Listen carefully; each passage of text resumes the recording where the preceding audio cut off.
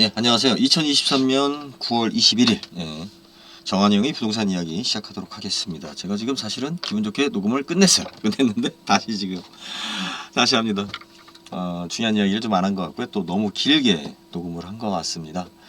오늘 원희룡 장관 농지이용 대전환 필요 농산어촌 1가구 1주택 풀어야라는 아주 제가 봤을 때는 반가운 것처럼 보이는 정책을 오늘 제시를 했습니다. 하지만 제가 지금 유튜브 녹음을 하고 이런 이유가 뭐냐면 똑같은 기사를 리바이벌하기 위한 것은 아니에요.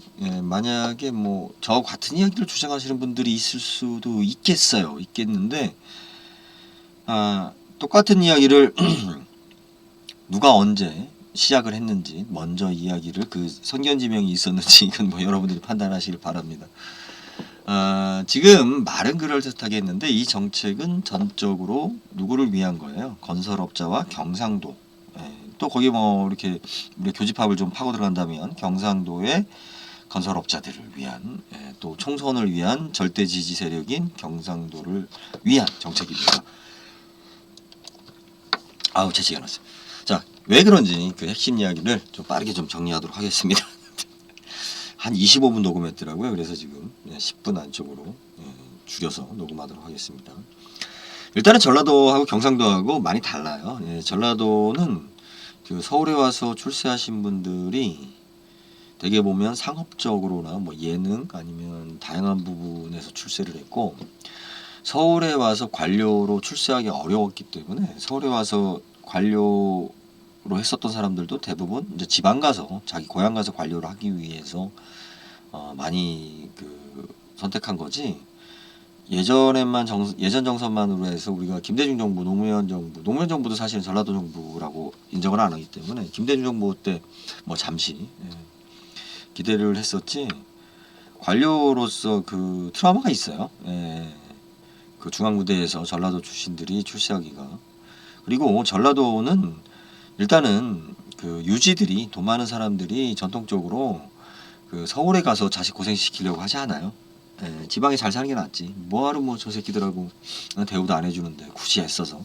그러다 보니까 사실은 그 전라도에서 서울로 가서 뭔가 하려고 하는 사람들은 소장농이 많았죠. 못 사는 사람들이 많이 가다 보니까 우리가 알고 있는 때밀이, 조폭, 무슨 술집 이런 식의 없는 사람들이 올라와서 이제 털을 잡다 보니까. 그런데 경상도는 경상도 지역이 이제 공업화 되다 보니까 돈 없는 사람들이 서울에 올라올 이유가 없어요. 경상도에서 공장이 많으니까. 그랬기 때문에 경상도는 돈이 있는 사람들이 올라왔고, 있는 집안이, 전라도는 대부분 없는 집안이 많이 올라왔죠. 그러다 보니까 고향에 대한 인식도 달라요.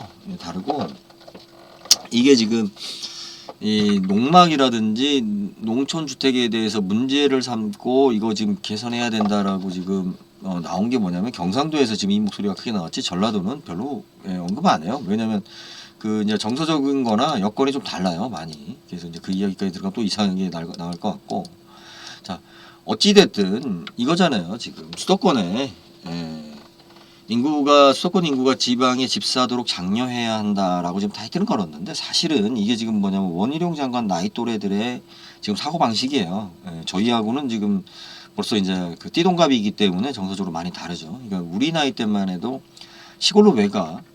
굳이 고향이라고 5살 때 나왔는데 기억도 없는데 나왔어도 그때 지금 가야 내가 할 수 있는 것도 없고 이렇게 하는 나이인데, 지금 이 386 세대들까지 원희룡 장관 전후로까지는 그래도 시골에 대한 그 자기 무대가 있는 사람들이에요. 그리고 이 사람들이 지금 서울에 집값 올랐다고 지금 붙들고 있는데, 본인들이 시골의 인구를 가기 위해서 왜 1가구 주택을 지금 허용하는데 세금 감면이냐 이런 식으로 이야기하겠어요. 자, 시골 사람들이 서울에 집을 사는데 집을 사게끔 하겠다, 돈 있는 사람들이. 시골에서 서울에 집 사는데 세금이 1가구 주택이 안 되니까 살 수도 있겠죠. 근데 그게 아니고, 사실은 서울에 있는 사람들이 집을 팔고 시골로 내려가고 싶지만 팔기는 싫은 거예요. 이게 집값이 더 오를까봐. 여기 대출도 있고 집값이 어떻게 계속 오르니까. 그런데 시골로 내려가자니 나중에 이거 팔을 때 세금이 많이 낼 것 같잖아. 그죠? 그리고 지금 이제 여기 보면은 뭐 신도시니 뭐니 이제 이렇게 했을 때 지방에 있는 사람들이 어떻게 됐든 지방에 돈 있는 사람들이 야 그래도 서울에 집 사야 되라고 이게 집 한 채씩을 더 사줘야 되는데 서울에 이제 무주택자들은 이제 더 이상 수요가 없는 거라 이 사람들이 뭐 비싼 집을 사겠어요? 지금까지도 무주택이었는데 지금까지도 무주택이었다면 앞으로도 무주택일 확률이 큰 거죠. 청약이랑 가점 때문에 내가 일부러 맞춰가지고 기회 잡아서 집을 사야지라고 했었던 사람도 있었겠죠. 하지만 대부분은 뭐예요? 집 살 여건이 안 돼서 못 사서 무주택인 거예요. 네, 그죠?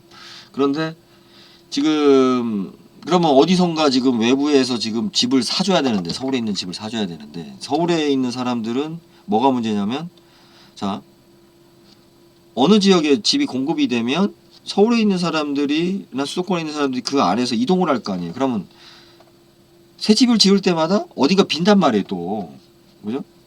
예, 이미 저기 뭐야 우리 주택 수요는 공급 과잉인 상태이기 때문에 쓸만한 집이 없어서 그런 거지 빈단 말이에요. 그러니까 이제 전형적인 수법인 거지 어떻게 됐든 억지로 시장을 만들어내는 거죠. 세금이라는 타이틀을 걸고 네, 항상.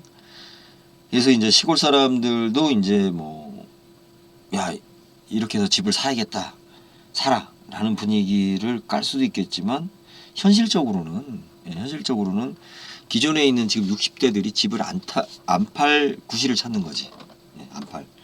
그리고 이 민원의 제가 핵심은 그거예요. 이거는 전형적으로 지금 가장 좋아할 층이 누구냐면 대구 지역. 어쩔 수 없습니다. 대구는 원죄가 있어요. 원죄가.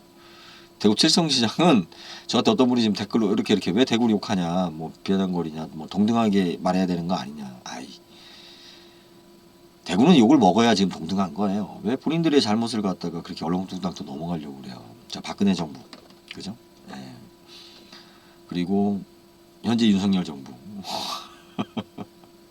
아니 무슨 보수라고 뭐 보수의 뭐 어떤 품이야 품격이 느껴져요. 어디 가서 물어보세요. 졸부 행세 제일 심하게 하는 곳이 대구지. 식당 가면 제일 시끄럽고 예? 자기 목소리 남한테 전달 안 될 때가 막 크게 얘기하고 그렇다고 해서 또 저 같은 놈이 충청도 사람이 크게 얘기하면 왜 크게 이거 뭐 지역도 편향적인 거니까 그렇지만 그렇게 느껴요. 예, 저는 뭐 충청도 사람이기 때문에 그렇게 느낍니다. 예. 부끄러워야죠. 예. 대구에서 계신 분들 중에 부끄러워하시는 분들이 많으세요. 또 의외로 쪽팔려서 못 살겠다고. 예, 그걸 뭐 안 부끄러운 척한다고 해서 뭐 남들이 뭐 비난 안 하겠어요. 예, 하여튼 이 정책은 이 농어촌에 대해서 일가구 이주택 문제 가지고 심각하게 많이 떠들던 곳이 경상도다. 거기서 특히 경상북도다. 네, 이거는 뭐 진짜 그래요. 네, 진짜 그래요. 이게 전라도 같은 경우는 농지여도 좀 많이 달라요. 이거는 전라도는 절대 농지이기 때문에 여기를 뭐 규제를 풀어가지고 여기다 집을 짓는다? 야, 그 규제 풀어주면 특혜 아니냐? 그런 얘기 안 나와요. 예, 뭐 허벌판이라 예, 규제 풀어줘도 못 져요. 집을 못 져요. 전라도는 인구도 안 되고. 그런데 경상도는 이게 산악지대에다가 땅이 조금밖에 없다 보니까 그 안에서 하여튼 뭐 지리고 볶고 난리를 쳐요. 예. 그래서 또 하여튼 이런 개발의 거의 주체들이 다 하여튼 경상도가 그 땅에 대한 보는 시각이 좀 많이 달라요. 전라도하고 경상도하고는 진짜 많이 달라요. 땅 지형도 많이 다르고. 그래서 여러분들이 이제 이 정책을 보면서 한번 좀 느껴봐야 된다. 뭘 강조하고 싶은 거냐면 국민들이 필요로 하는 것을 정책으로 내세우는 게 아니다. 이 사람들이 생각하는 국민들은 뭐예요? 자기가 아는 사람, 자기하고 평상시에 이야기하던 사람들이 국민인 거지. 그게 여론이고. 우리가 지금 뭐 댓글 달고 뭐 유튜브 그건 일부 얘기. 일부 얘기고 자기하고 친한 일부의 사람들의 이야기가 국민의 이야기라고 생각을 해요.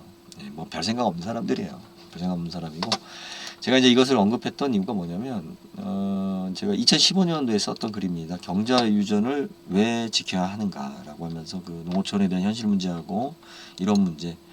그래서 처음에 이 경자유전에 대해서 특히 뭐 많이 강조했었던 게 이제 우리 진보 진영이라고 하는 진부한 애들이 많이 강조했죠. 진부한 사람들이.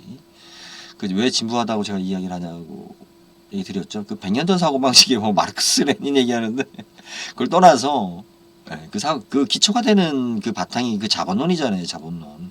자본론이 언제 나왔어요? 100년이 뭐야? 그죠? 예? 어?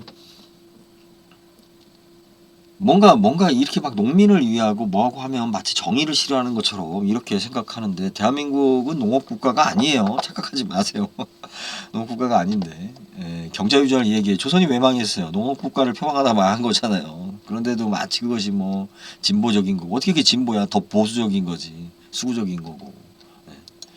그래서 제가 요거는 벌써 7년, 8년 됐네요. 8년 전에 썼던 글입니다. 그래서 이제 만인의 투기는 투자가 된다라는 책을 출판하기 위해서 준비하고 있고요. 그 책에 왜 이제 좀 우리가 그동안 깨닫지 못했었던 부분들, 그리고 우리들한테 없는 사람들한테 투자해야 된다. 올바른 투자, 이거 헛소리입니다. 투자는 여러분들 명확하게 알고 가십시오. 투자는 돈이 있는 사람들이 하는 거예요. 당신이 100억이 있는데 투기하겠어요? 100억 있으면 로또 사겠어요? 일단 100억 있으면 로또 안 사요. 그거 뭐 되지도 않는 걸 왜 사? 100억 있으면 비트코인 살까요? 예? 안 사요. 그거 불안해서 하겠어요?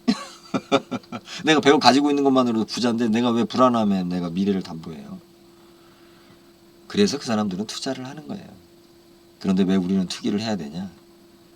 오늘 내가 가지고 있는 10,000원을 가지고 가장 가치 있고 행복하게 쓸 수 있는 게 뭔가를 생각해야 될 거 아니에요.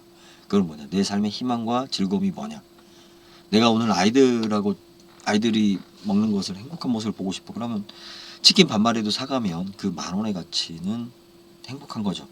그 10,000원을 절약해서 뭐 하래서 그딴 게 왜 필요해? 솔직히 내 아이들하고 10,000원 가지고 치킨 반마리도 같이 먹을 수 있는 게 더 행복할 수 있다라면 그건 또 가치 있는 일이죠. 그 10,000원 가지고 내가 오늘 고된 일을 갖다가 그리고 내일 어떤 불확실한 미래를 갖다 잊기 위해서 친구와 소주 한잔 한다. 그게 또 가치 있는 일일 수 있어요. 아니 뭐 가람에다가 뭐에다 뭐 아니 그게 아니라 사람이 희망이 없으면 가람이 오기 전에 희망이 없어서 죽는다니까요. 그죠? 내가 친구하고 같이 갈 수 있다. 우리 함께 하고 있다라는 뭐 그런 마음의 위로를 삼기 위해서 내 간에 도움이 하나도 안 되는 라고 해도 10,000원을 쓸 수 있는 거예요. 아니면은 내가 10,000원 가지고 로또를 사서 담배 한 갑 사고 담배 피면서 로또 번호 맞추겠다는 생각해 가면서 내가 정신승리를 할 수도 있는 거예요. 그것이 그 사람한테는 더 가치 있는 일일 수 있는 거예요.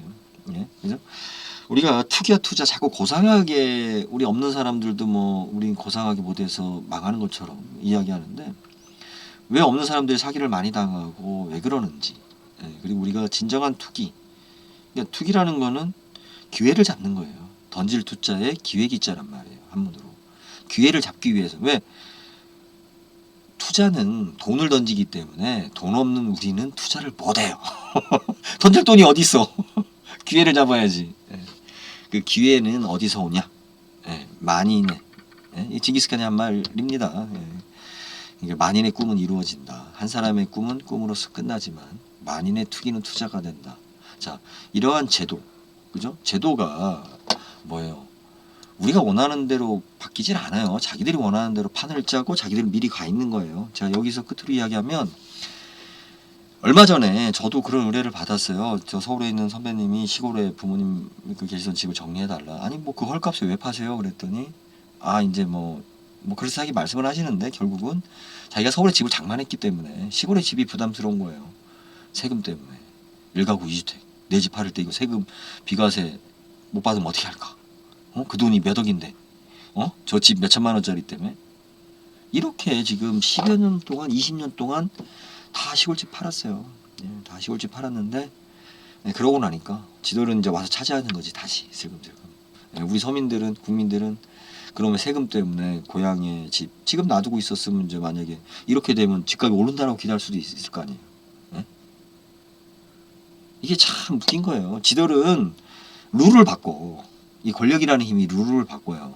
항상 원하는 대로. 룰을 바꾸는데 우리는 그 바뀐 룰을 따라가는 건 고사하고 바뀐 룰이 뭔지를 이해하는데도 힘들어. 맨날 바뀌니까. 근데 얘네들은 자기네들이 원하는 대로 게임의 룰을 바꾸는 거예요. 이 게임의 룰을 바꿀 수 있는 게 뭐예요? 집단이에요. 집단. 어떤 집단을 형성하냐는 거예요. 어떤 집단을.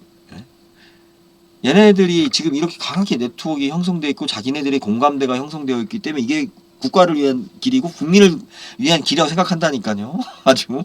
예? 그러니까 이 사람들이 생각하는 건 뭐냐면 경상도야. 예? 경상도에 자기네들 60대들의 나이. 예. 그래서 국가를 위한 보수를 하잖아. 거기에 대구. 예. 어떤 분이 대구 왜 비하냐 하는데 아니, 대구는 욕 먹어도 돼요. 그동안 한 짓이 있잖아. 왜 그걸 면피하려고 그래요. 오히려 당당하게 인정하세요. 당당하게. 예, 대구가 깨어나야 된다. 대구가 욕먹는다라는 것을 본인들이 알아야 돼요. 부끄러움을. 예, 그렇게 욕해도 모르잖아 아직도. 예? 어떻게 이렇게 뻔뻔해요 사람들이. 어떻게 박근혜 박수 치면서 어떻게 윤석열을 뽑아. 참, 네. 배앓이도 없지. 예. 자, 예, 응원하지 않는 댓글 그냥 삭제합니다. 별 관심 없어요. 여기까지 하겠습니다. 감사합니다.